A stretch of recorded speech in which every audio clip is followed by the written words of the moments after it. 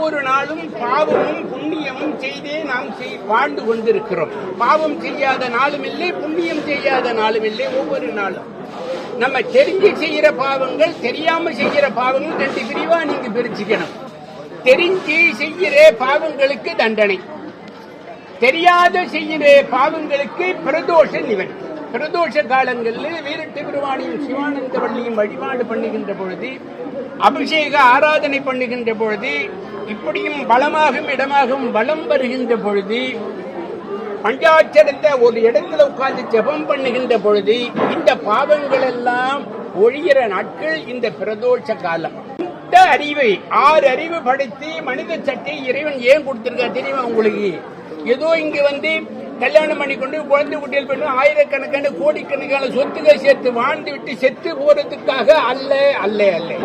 நீங்க எல்லோரும் இந்த மனித சட்டியினுடைய நோக்கமே இறைவனை அவனோடு 2 கலப்பதற்காக கொடுத்த சட்டை இந்த மனித சட்டை.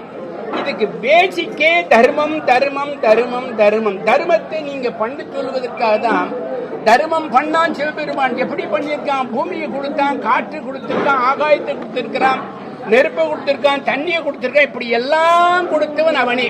அதோடு இல்லை, மிகப்பெரிய ஆச்சரியம், உங்க உடம்புல இருக்கிற உயிருக்கு பாத்தீங்களா, அது அவனோட நிழல். நீங்க இல்லை, அவன் தான் அந்த நிழல். ஏதாவது ஒரு தர்மம் செய்து இறை வழிபாடு பண்ணுகின்ற பொழுது உங்களுக்குரிய துன்பங்கள் அத்தனையும் தீர்ந்து விடும். ஆனா தர்மம் பண்ணாதே, கர்மத்தினாலே லோபியாக பாவியாக வாட துணிஞ்சுட்டான்னா உலகத்தில் இருக்க துன்பங்கள் பூராவும் உங்களை விடாது. உலகத்தில் இருக்க துன்பங்கள் பூரா விடாது. அப்புறம் எங்கெங்க அந்த பணத்தை செலவு பண்ண வேண்டி வரும்னு எனக்கும் தெரியாது. அதை இவ்வளவு கொண்டு விட்டுருவார். ஆகவே ஒவ்வொரு நாளும் இறைவன் செய்த தர்மம், பெரிய பூமியை நம்ம கொடுத்திருக்கிறான் இறைவன், அது மேலதானே நம்ம நடந்துட்டு இருக்கோம். பெரிய காற்றை நம்ம கொடுத்துருக்கான், நம்ம சுவாசிக்கிறதுக்கு அவன் தானே கொடுத்தான். இத்தனையும் கொடுத்த கடவுள் செய்த வேலையை தினந்தோறும் ஏதாவது ஒரு உயிருக்கு சாப்பாடு கொடுக்கறது, கஷ்டப்படுறவங்களுக்கு உதவி பண்றது, தெய்வ பக்தியுடைய அடியார் பெருமக்கள் ஒரு காப்பியோ டீயோ பணமோ சோறோ கொடுக்கிறது, இப்படி ஏதாவது ஒரு தர்மங்களை பண்ணி வாடுகின்ற பொழுது இவன் சந்தோஷப்படுகிறான். நாம செய்யற வேலையே இவன் செய்யறானே, இந்த பொண்ணு செய்யுதேன்னு சொல்லி அவன் மனதில் ஏற்றுக்கொண்டு நம்முடைய குறைகளை நிவர்த்தி பண்ணுகின்ற கடவுளாக சிவபெருமான் இருக்கிறான். நண்பர்களே, எதுவும் ஆனான் உலகத்தில் எந்த சுகமும் ஆனாம்,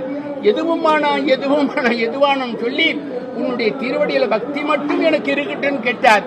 இப்படி சுத்தமான பக்தி உயர்னா நமக்கு ஆளா வரணும்னு சொல்லி அவனை நந்தி உருவம் கொடுத்து அவன் மேலே சாமி ஆரோகணித்து இருக்கிறார் சிவபெருமான். ஆகவே அன்பர்களே, பிரதோஷ காலங்களில் தெரியாது செய்த பாவங்கள்லாம் தொலைய வேண்டுமேயானால் ஒவ்வொருவரும் பிரதோஷத்தில் வந்து இடமாகவும் வளமாகவும் வந்து தன்னால் என்ற தர்மங்களை கண்டிப்பா பண்ணணும். தன்னால் என்ற தொண்டுகளையும் கண்டிப்பா பண்ணணும். தர்மமும் தொண்டும் பண்ணால் ஒழிய இவன் சந்தோஷப்பட மாட்டான். நான் கொடுத்தது பூரா இவன் அனுபவிக்கிறான், இவன் ஒரு தர்மமும் பண்ணாம நிக்கிறானேன்னு சொல்லி நம்ம பக்கம் மாயையான துன்பங்களை துரத்தி விட்டுருவான். அது நம்மளை பிடிச்சி துரத்தும். என்னென்ன கோயிலுக்கு போனாலும் சரி, எந்த நவகிரகம் கோயிலுக்கு போனாலும் சரி, அந்த துன்பங்கள் தொலையும். பிரதோஷ காலங்களில் இறை வழிபாட்டிலையும் தன்னால் முடிந்த தான தர்மங்களையும் செய்கின்ற பொழுது இறைவன் மகிழ்ந்து நமது துன்பத்தை துடைத்து விடுவான் என்பதை உறுதியாக மனதில் எண்ணி தன்னாலான தர்மங்களை செய்து வாழ்ந்து வரக்கூடிய, அதனால பக்தி வரும். தர்மம் பண்ண பண்ண இறைவன் பால் அன்பு வரும். அன்பு மேலோங்க பக்தி உங்களுக்கு வந்துடும். பக்தி மேலோங்க இறைவனுடைய கருணை உங்களுக்கு கிடைக்கும்.